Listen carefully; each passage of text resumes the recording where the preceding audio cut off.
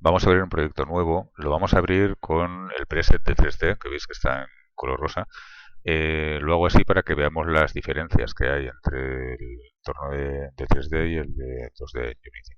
Al final del vídeo os pondré las especificaciones de los presets. Y una vez en Unity vamos a crear en Assets un par de carpetas en las cuales meteremos las imágenes que vamos a utilizar. Voy a crear dos, una se va a llamar sprites para lo que son los sprites propiamente, las imágenes que se van a animar, y en otra carpeta meteremos las imágenes que van a funcionar como fondos y escenario en general, llamaremos escenario.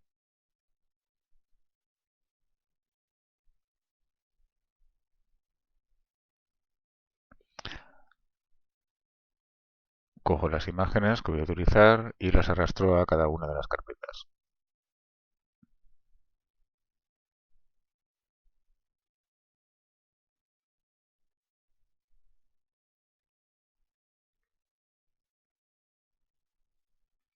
Aquí las tenemos.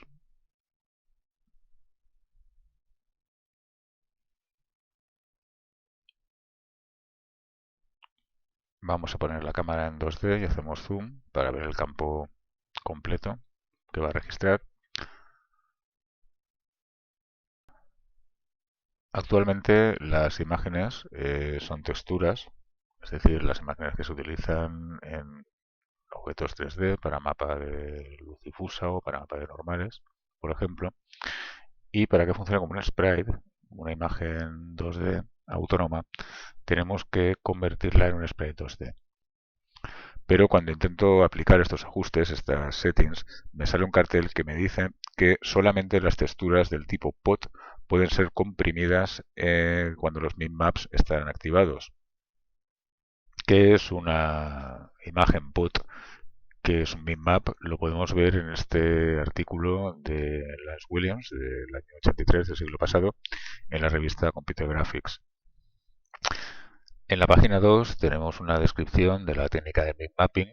Es una técnica que se utilizó por primera vez en el New Institute of Technology en el año 79 y el acrónimo MIP viene del latín multim in parvo, que significa muchas cosas en pequeño lugar o en un espacio pequeño. La técnica consiste en prefiltrar, precalcular una serie de imágenes a distintos tamaños en píxeles de la misma imagen original. ¿Qué utilidad tiene esto? Cuando la cámara va a renderizar los píxeles en pantalla, tiene que calcularlos a partir de los textos, de los píxeles de textura del objeto. El mipmap lo que hace es proporcionar imágenes más próximas a la resolución que tiene que utilizarse en la pantalla para hacer una interpolación más rápida y consumir menos memoria. En este otro párrafo de la página 3 vemos que el método utiliza potencias de 2. Las imágenes POT, Power of 2, potencia de 2, son imágenes que tienen un número de píxeles que es potencia de 2, lo cual posibilita esta técnica. Efectivamente, si creamos una imagen en Photoshop que tenga un número de píxeles que sea en potencia de 2 en sus dos dimensiones y la importamos en Unity, veremos que si hago lo mismo con esta otra imagen, le digo que sea un sprite y que genere los maps y lo aplico, no me sale el cartel. La técnica de los min-maps y las imágenes pot tiene bastante sentido en 3D, en tanto que voy a tener una cámara que se puede mover y una serie de objetos que se pueden mover hacia la cámara y que van a disminuir o aumentar de tamaño según la distancia. Estos objetos pueden ser perfectamente sprites en un entorno 3D. Los sprites en 3D se pueden utilizar, por ejemplo, como comentamos, para hacer el load, el level of detail, en el que se va reduciendo la geometría a medida que el objeto se presenta más pequeño. En última instancia, se puede utilizar un sprite para sustituir los niveles de geometría más pequeños, siempre que este sprite sea un billboard, es decir, una imagen que va a estar siempre alineada con la pantalla. Esta técnica se ha utilizado en muchos videojuegos, por ejemplo en la serie Total War es bastante frecuente. En un videojuego 2D en el que utilizamos una cámara ortográfica, es decir, no va a haber aumento o reducción de tamaño aparente del objeto en función de la distancia de la cámara, la razón de utilizar las imágenes POT y la técnica del map puede responder a efectos como hacer un efecto zoom disminuyendo o aumentando el campo de visión de la cámara, o también si vamos a manteniendo la cámara escalar los sprites de tamaño directamente. Tenemos otros ajustes. El tipo de sprite, en este caso es un sprite single, podemos crear también un sprite múltiple, sería en el caso de un sprite animado con varias imágenes, o podríamos utilizar un sprite de polígono que establecería un sprite con un recorte de esta forma. En este caso lo vamos a dejar en single.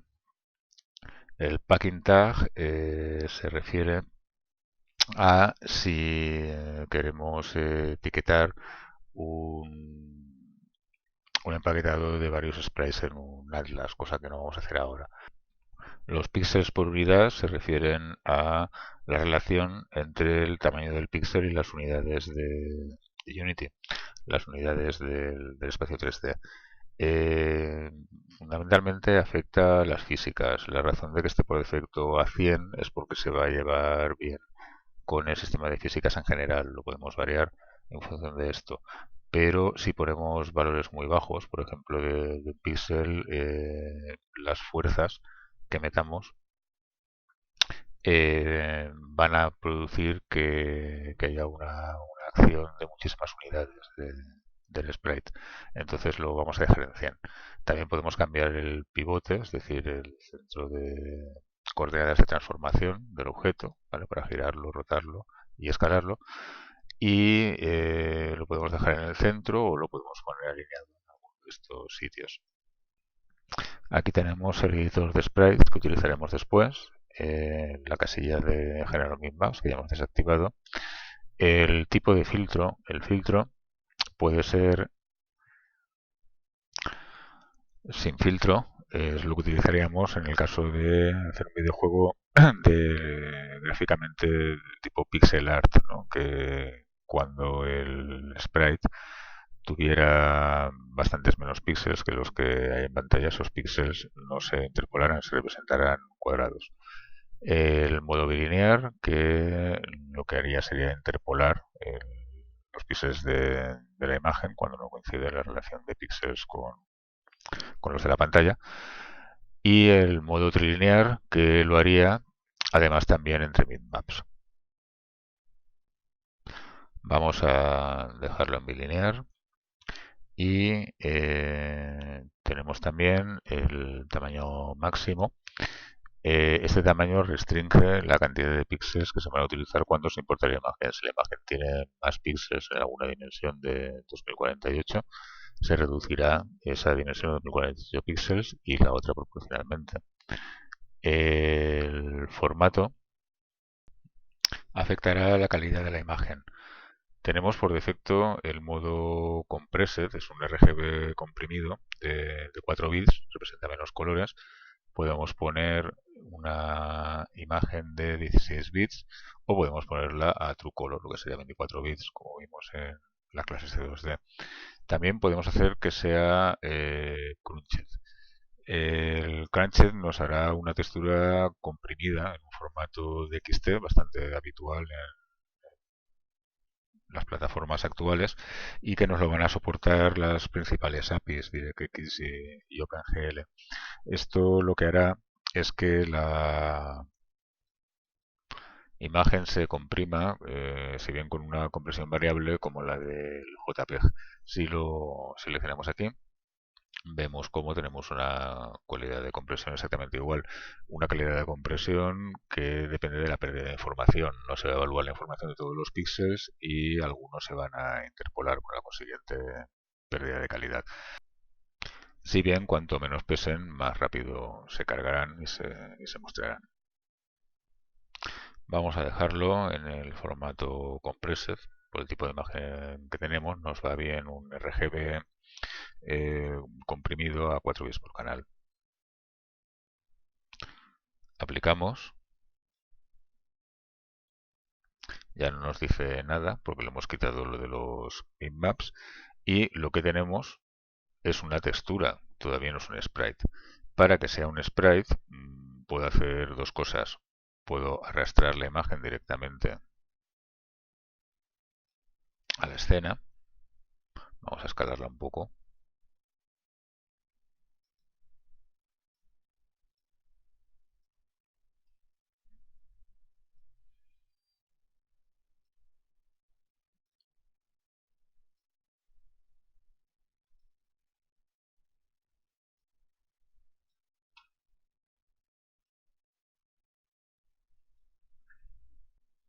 Voy a darle aquí una escala homogénea para los dos ejes. Vamos a poner un 80 por 80, por ejemplo, para que la imagen conserve la proporción. Y al arrastrar la imagen a la escena, se ha creado este objeto, este GameObject, que es verdaderamente el sprite. Digamos que esta es una textura, una imagen de textura que va a funcionar en un sprite y este es el objeto sprite. Este GameObject tiene un componente por defecto que es el Sprite Renderer. Si me pongo ahora en la cámara, veo el cámara preview o le doy a ver el juego, lo que veo es una imagen compuesta por unos valores de unos pocos píxeles muy interpolados, representados por muchos más de la información que tiene. Esto se debe a la cámara. Voy a salir del modo juego, vamos otra vez a la escena y si nos ponemos en 3D vemos que lo que está ocurriendo es porque la cámara está prácticamente en la misma posición que el plano del sprite. Si muevo la cámara, voy haciendo zoom y voy viendo mejor la imagen. Pero no es esto lo que queremos para un videojuego 2D. Vamos a cambiar esta cámara, vamos a cambiar su proyección y en vez de perspectiva la vamos a poner ortográfica.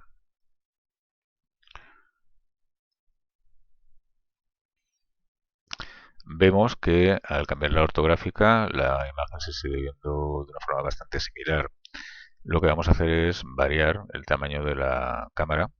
Vamos a ponerle, por ejemplo, 40 y vamos a manejar estos puntitos para darle el tamaño que queramos. Como vemos, el frustum, es decir, la zona de visión de la cámara, ha cambiado de ser cónica a ser un paralelepípedo. Esto hace que siempre que la imagen esté dentro del frustum de la cámara, se vea exactamente del mismo tamaño. Vale, solo se deja de ver cuando está fuera del frustum. Vamos a ir guardando la escena. Voy a crear una carpeta para las escenas.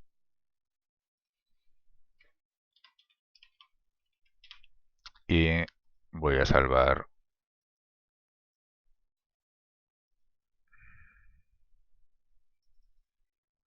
la escena actual.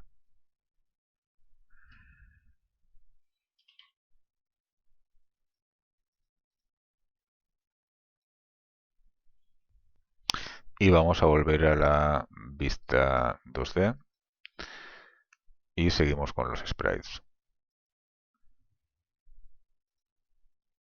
Vamos a este otro, el puente. Seguimos los mismos pasos. Vamos a hacerle que sea un sprite. Vamos a quitarle el bitmap. Vamos a dejarlo todo igual. Aplicamos. Y voy a crear ahora el sprite por otro procedimiento. En vez de rastrear directamente la imagen, me voy a GameObject en objeto 2D. Es lo único que hay. Creo un sprite. Le voy a llamar puente.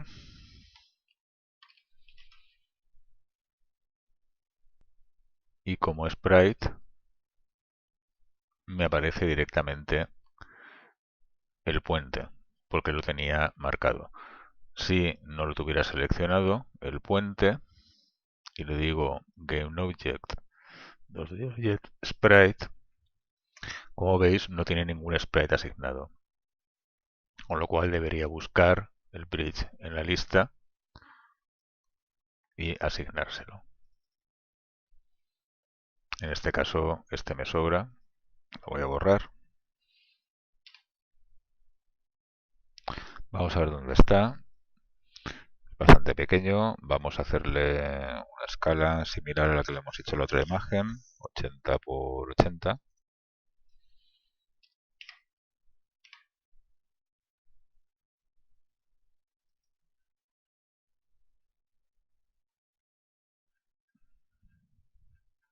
No me va muy bien la rueda del ratón.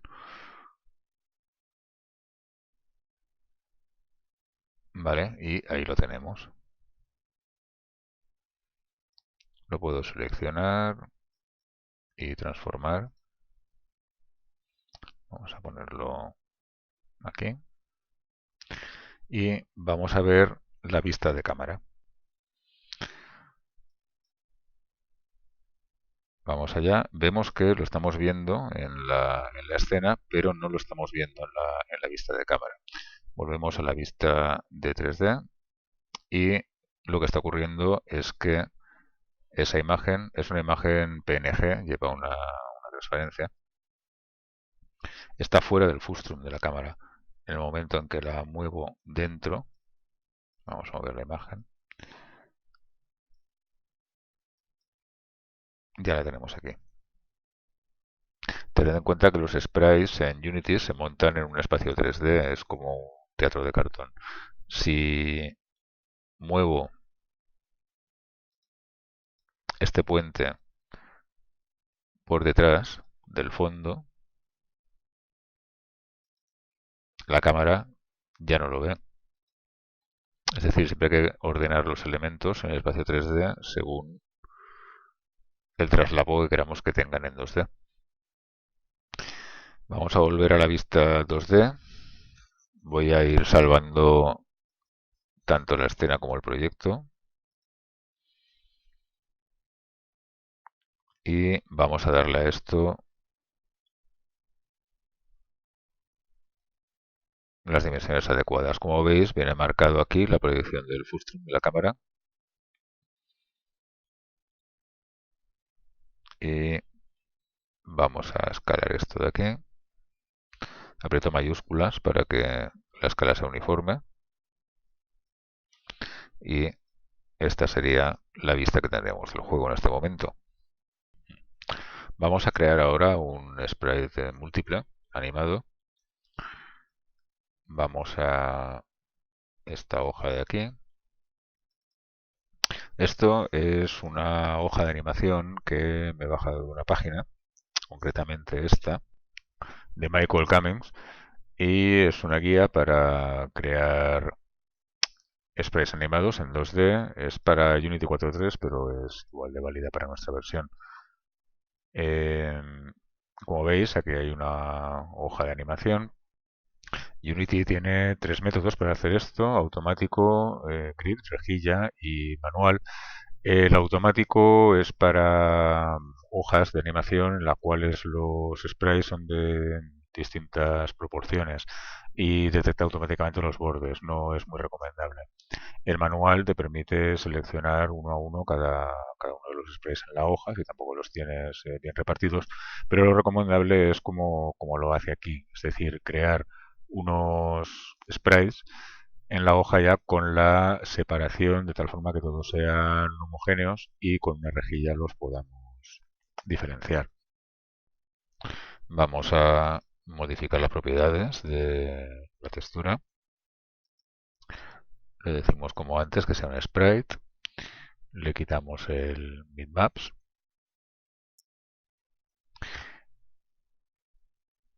Y vamos a utilizar el editor de sprites para separar cada uno de los momentos de la animación. Aquí me sale un cartel que dice, esto es frecuente, cuando no le dices aplicar, aquí te lo recuerda. Lo aplicamos y este es el editor de sprites. Vamos a ampliarlo un poquito. Aquí tenemos un zoom. Los sprites están distribuidos en la hoja de tal manera que con respecto al borde de la hoja y entre ellos, contando con el área que tiene alrededor, tienen un tamaño de 64 por 64 píxeles. Si intento hacer ahora el recorte, veo que tengo esta herramienta desactivada. Esto es porque el sprite está todavía en modo single, es decir, se va a manejar como una sola imagen. Para poder hacerlo, lo tengo que convertir en múltiple y aplicarlo.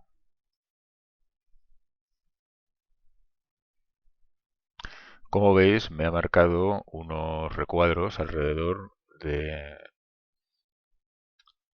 todas las posiciones del personaje, porque me lo está haciendo por defecto en automático, es decir, detecta donde no hay color y en el momento que hay para y crea un rectángulo.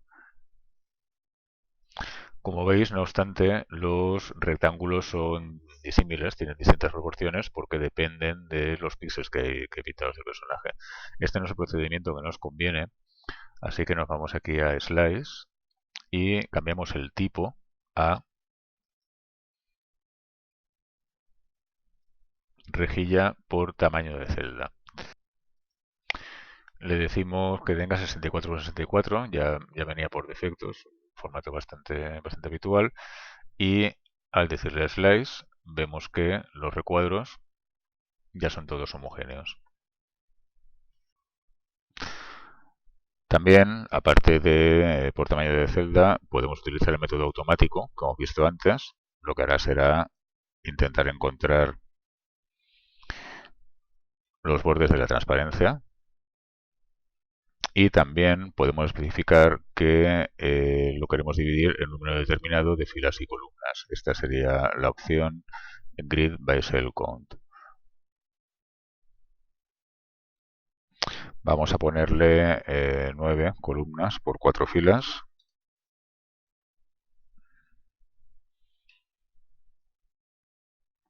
Y vemos que el efecto es exactamente el mismo que cuando le hemos dicho el tamaño de celda de 64 por 64, ya que la imagen está homogéneamente distribuida.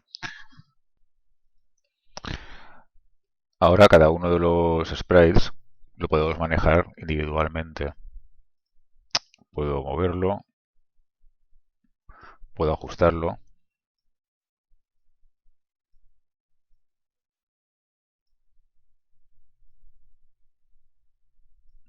Si le doy al botón Trim, lo que hace es ajustarse viendo la transparencia hasta que encuentra píxeles. Apretando suprimir, elimino la caja del sprite. Este de aquí ya no tiene. Voy a borrar unos cuantos. Siempre que esté en el editor de sprite, cada vez que pinche y arrastre, se creará una nueva caja de sprite. Este es el modo manual de hacerlo.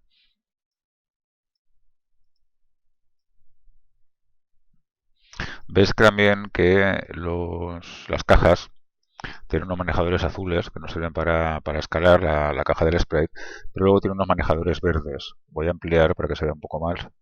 Estos manejadores verdes, cuando los movemos, si os dais cuenta, modifican, vaya, a veces son complicados de coger, modifican este parámetro de aquí. Los bordes. ¿Para qué sirven estos bordes? Voy a terminar. En el manual de nuestra versión no hay referencia a los bordes en el editor de sprites. En la siguiente sí, en la 5.4 beta, y en el manual viene que los bordes solamente se soportan para el sistema de interfaz de usuario, no para los sprites que estamos utilizando en este momento. También en el manual de Unity, en el componente image, aquí abajo nos explica en qué consiste o para qué sirven los bordes. Los bordes del editor de sprites sirven para hacer una imagen que se llama nine sliced, recortada en 9 trozos, ¿no? Una imagen con 9 porciones. Estas 9 porciones, que son las que delimitan las líneas verdes, hacen que cuando la imagen se escale, las esquinas no se distorsionen. En este blog podéis ver una información bastante detallada de lo que es el Nine-Slice Scaling. Aquí vemos en el gráfico como las esquinas quedan a un tamaño fijo, el centro es flexible en anchura y en altura y los lados son flexibles, depende en anchura o en altura. Aquí abajo tenéis también algún gráfico de cómo se calcula esta y bueno, pues si le queréis echar un ojo.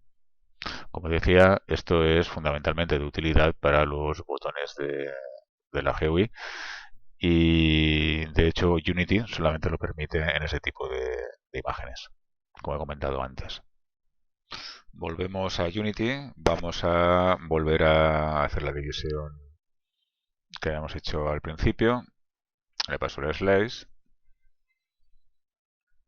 lo aplicamos y ya lo podemos cerrar. Si ahora lo seleccionamos, le damos a la flechita que tiene al lado, vemos desplegado cada uno de los movimientos del sprite. Si lo arrastramos, vamos a ponernos en la escena.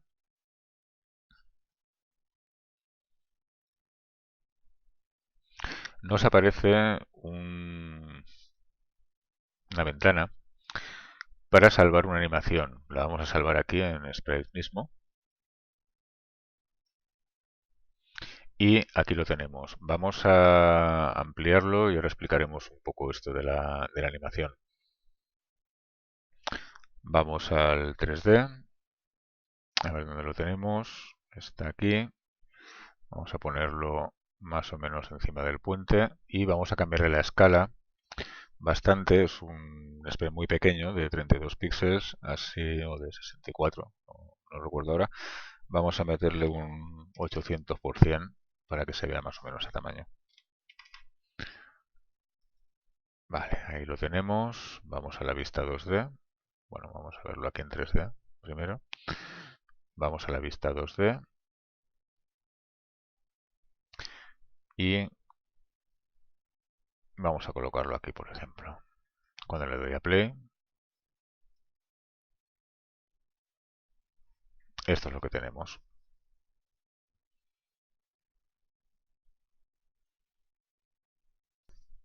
Vemos que el aspecto es bastante pixelado, es lo que pretendíamos, es un trabajo de pixel art. Y esto lo hemos conseguido porque aquí, en el sprite del profesor, no le hemos puesto ningún tipo de filtro. Es decir, los píxeles se representan con los píxeles que hay en pantalla, pero sin interpolar la información entre los píxeles. Si le hubiera puesto el mismo filtro que a las otras dos imágenes, lo que hubiera ocurrido es esto. Con un filtro bilinear, por ejemplo, como veis, el objeto se emborrona, tiende a hacer el anti-aliasing y además la interpolación de todos los píxeles, con lo cual el aspecto es borroso. Entonces recordad que siempre que queréis marcar píxel, decirle que no tenga filtro. Vemos que además de crear el GameObject del sprite, ha creado en los assets dos componentes nuevos, ¿no? Uno es una nueva animación y el otro es un nuevo componente Animator. El Animator es una herramienta, si le damos aquí a Open, que tiene Unity para asignar las transiciones entre los distintos estados de una animación. No obstante, todo esto lo podemos controlar también por script y de hecho por script pues tendremos más control. Si vamos al GameObject, vemos que el animator lo tiene como componente y este es el controlador. ¿Vale? Lo tenemos aquí, es el mismo que este. Vamos a volver a la vista de escena. Vemos que tenemos una luz. Esta luz es la que añade por defecto Unity a las escenas nuevas, pero en este caso no es necesaria, ya que los sprites no requieren iluminación, no les afecta la iluminación. Vamos a seleccionarla, la borramos y como veis el aspecto de los sprites no cambia en absoluto. Al estar construido en un entorno 3D, también podemos incorporar elementos tridimensionales a un videojuego de 2D. Vamos a abrir la carpeta Assets y voy a copiar un directorio entero que debo tener en el escritorio. Aquí. Este me lo bajé del Asset Store, es gratuito. Aquí lo tenemos. Hay una escena que no vamos a utilizar, simplemente vamos a entrar en la carpeta, en la subcarpeta, y aquí tenemos los materiales, las texturas y el modelo en sí. Vamos a pasar el modelo. Aquí podemos ver el despiece del modelo. Vamos a pasarlo al entorno 3D y lo alineamos con el resto de planos y lo metemos dentro del frustum de la cámara, como vemos aquí. Vamos a ver la vista 2D. Vale, esta es la vista de la cámara. Vemos el helicóptero iluminado porque he vuelto a poner esa luz direccional que veía al principio. Voy a volver a borrarla. Y veréis como el helicóptero se oscurece bastante. Si quito las luces, lo veo correctamente. Si pongo las luces de la escena, me queda oscuro. Solamente queda el componente de luz ambiental que hay por defecto. Vamos a volverla a poner para que ilumine tanto este 3D como el resto de objetos de 3D que vayamos a meter. Vamos a añadir algunas físicas de 2D a los objetos y veremos cómo podemos hacerlo independientemente de que sean sprites o sean objetos en 3D. Vamos a hacer que el helicóptero sea un rigid body en 2D. Tenemos aquí la sección de físicas en 2D. Le decimos que sea un rigid body. Automáticamente ya pilla un factor de gravedad. Si le doy a play, veo que el helicóptero empieza a caer. Vamos a darle una escala más grande para la gravedad, cae más deprisa y ahora queremos que colisione con el puente. Voy a ponerle al puente un componente de físicas 2D y en este caso le voy a poner un Edge Collider. Lo puedo editar y voy a decirle al puente que tenga esta colisión.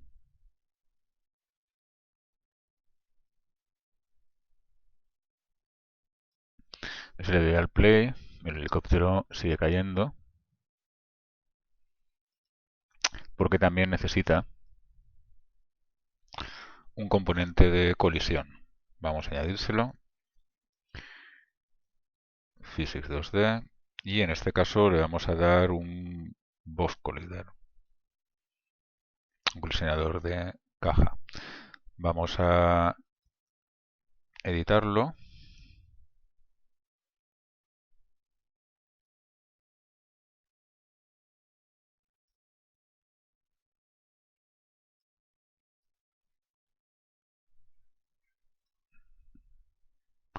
Vamos a subirle un poquito el tamaño aquí.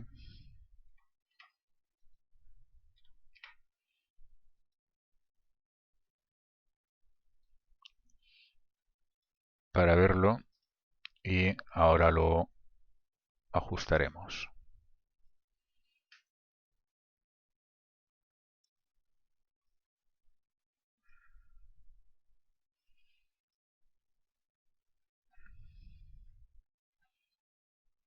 Vamos a ponerlo más ajustado al helicóptero.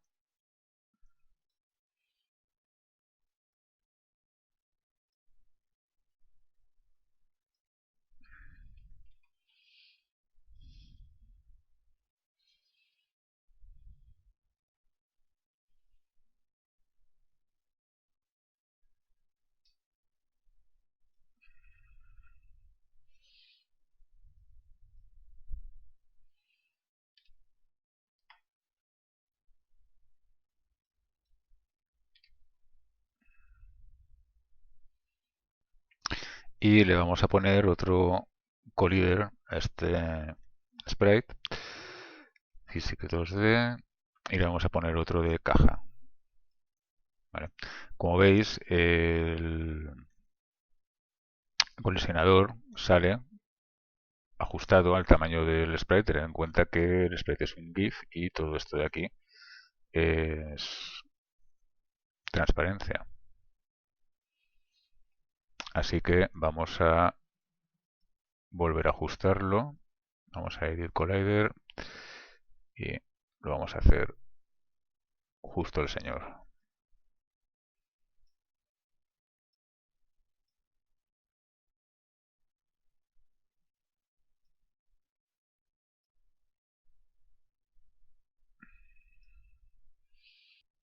Vamos a hacer que el señor también tenga un componente de físicas 2D, será el Rigid Body, y le vamos a subir también la gravedad. En este caso se la vamos a poner un poquito más baja que la del helicóptero. Vamos a poner una de 12, por ejemplo. Si todo es correcto, cruzamos los dedos, recordamos que estamos en Unity. El helicóptero tiene que caer un poco más deprisa que el señor y los dos deben posarse donde no hemos puesto la colisión de línea al puente. Vamos a ver. Pues sí, ahí está. Vamos a corregir un poquito la colisión del puente para que quede más en la línea. Hay que ir a Edit Collider y vamos a bajarlo un poquito.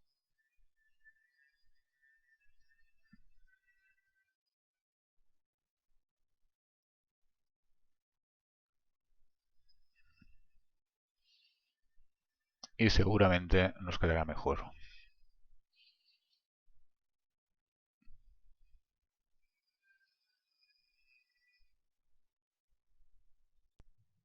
Vamos a añadir ahora un sprite animado por otro procedimiento que también es bastante frecuente. Es el caso en el que tengamos una animación dividida en frames.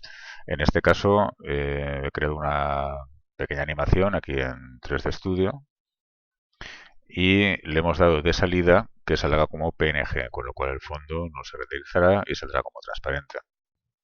He renderizado la secuencia en esta carpeta, son imágenes de 64 por 64 píxeles. Y lo que vamos a hacer es pasar toda la carpeta a Unity. Vamos a ponerlo aquí en la carpeta de sprites y aquí tenemos todas las imágenes. Las seleccionamos con mayúsculas y esto nos permitirá cambiar los parámetros de todas simultáneamente. La ponemos en sprite. El modo es single, esto es importante. Ahora no vamos a utilizar el sprite editor para dividir una imagen en varios sprites, sino que vamos a hacer la operación contraria. Entonces debemos dejarlo en single. Esto lo quitamos. Vamos a ponerlo sin filtro para que marque píxel. Aplicamos. Nos ponemos en la vista de escena y con todas seleccionadas arrastro y me vuelve a pedir un nuevo componente de animación. Lo guardamos y aquí nos ha salido también el animator como antes. Voy a cambiarle la escala para verlo.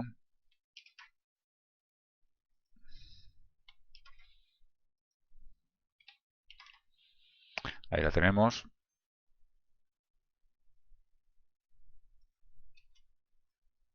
Voy a ponerla por aquí y vamos a ver lo que pasa en la animación ahora en la ventana de juego.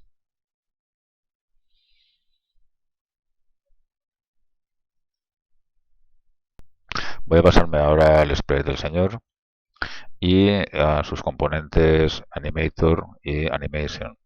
Si abro el Animator, vemos que prácticamente no puedo hacer nada y tengo aquí un botón que pone Open. Ese botón Open es equivalente a abrir esta ventana en Window Animator. Tanto la Animation como Animator tienen unas ventanas específicas para trabajar con ellas. Le doy aquí a Open y si pincho la animación que se ha creado, aquí tengo una serie de controles bastante sencillos que me pueden solucionar bastantes cosas. Por ejemplo, tengo este control de velocidad, voy a ponérselo a 10 y si le damos play al juego, enseguida vemos el efecto. Podemos cambiarlo interactivamente.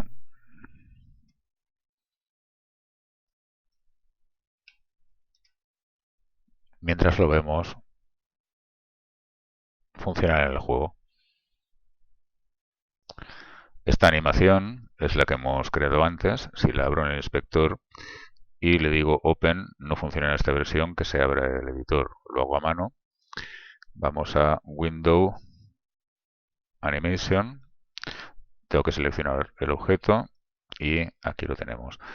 Lo que vemos pues es una línea de animación con una serie de keyframes al uso.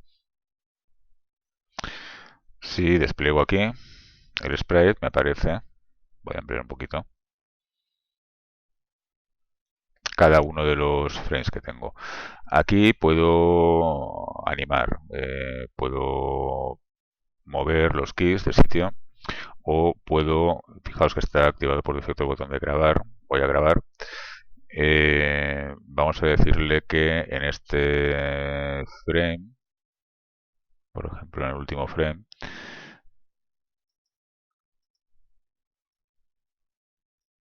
el objeto esté aquí. Se genera el keyframe aquí y aquí, ¿vale? En la posición del objeto. Y si miro las curvas, pues aquí tengo una serie de curvas, puedo añadir vértices, puedo editarlas, etcétera. Por ejemplo, vamos a añadir un vértice aquí y vamos a moverlo. El resultado es este.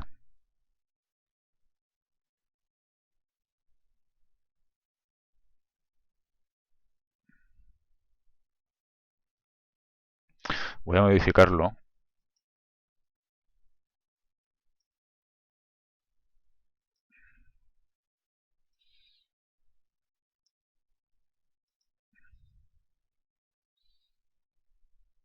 Como veis, el personaje vuela, la gravedad no le está afectando en este momento.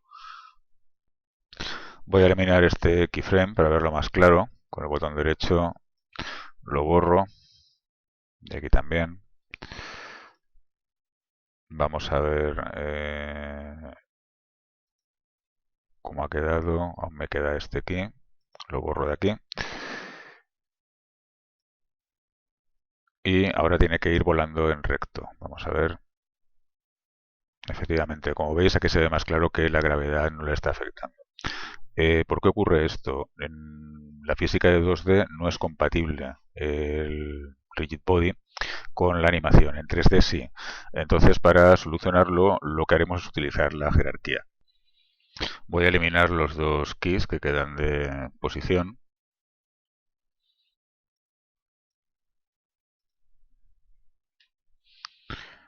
Y al darle a play, vemos que ya vuelve a funcionar con la gravedad. Lo que haré a continuación es crear un GameObject vacío para que sea su padre y asignarle a ese GameObject la animación. Pinchamos aquí, creamos un objeto vacío, aquí está, un GameObject que en este momento no tiene nada, solamente el componente transform, y vamos a hacer que el señor sea su hijo. Ahí lo tenemos. Bien, vamos a crear ahora una animación para el GameObject padre. Añadimos componente en miscelánea animation y abro la ventana de animación y me dice que para empezar a animar el GameObject tengo que crear un clip de animación. Lo creo. Vamos a llamarle vacío. Y nos vuelve a salir la línea de tiempo. Vamos a movernos aquí. Vamos a crear grabando la animación.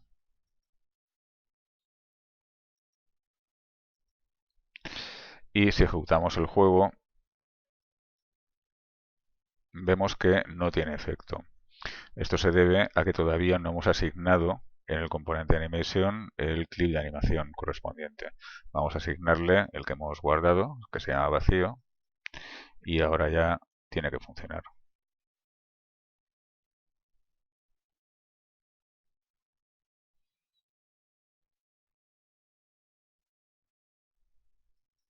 Vamos a modificar un poco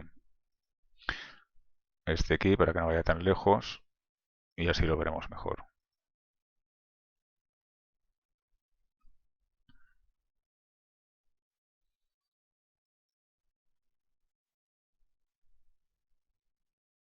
Como decía al principio del vídeo, podemos abrir el proyecto con los presets para 2D o 3D.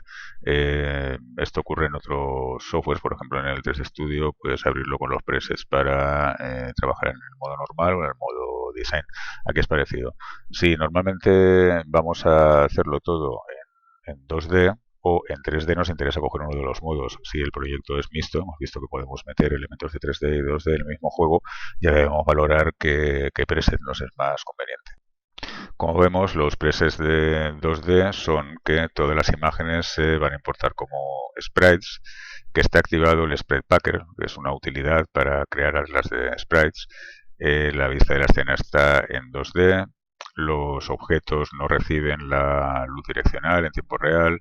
Esta es la posición por defecto de la cámara está en ortográfico, no están los skyboxes, que son los entornos cúbicos para los mundos de 3D. La luz ambiente está en estos valores y estos dos aspectos se refieren a la iluminación global, que también está desactivada. Con esto acabamos esta pequeña introducción de gráficos para videojuegos 2D Unity. Hay un material que os vendrá bastante bien y ampliar lo que hemos visto en esta lección. Aquí en conocer, vamos a tutoriales y en 2D Game Creation